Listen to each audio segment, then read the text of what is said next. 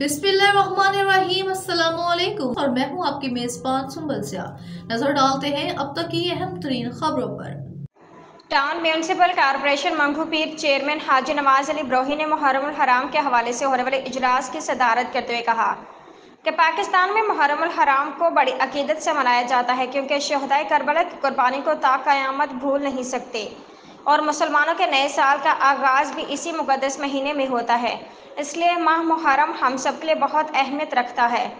इस हवाले से होने वाले इजलास में मौजूद सॉल्ट वेस्ट डिपार्टमेंट के अफसरान को पाबंद किया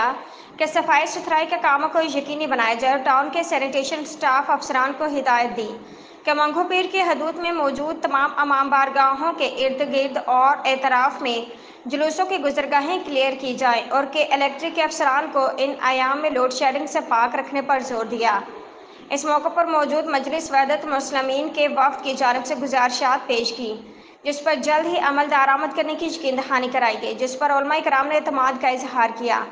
इस मौके पर कौंसल मेंबरान, vice chairman Rana Arif, municipal commissioner Agha Khaliq, superintending engineer Hasan Sheikh Sami, Brohi council officer Qadeer Ahmed, sanitation officer Liaquat Suba व दीगर भी मौजूद थे।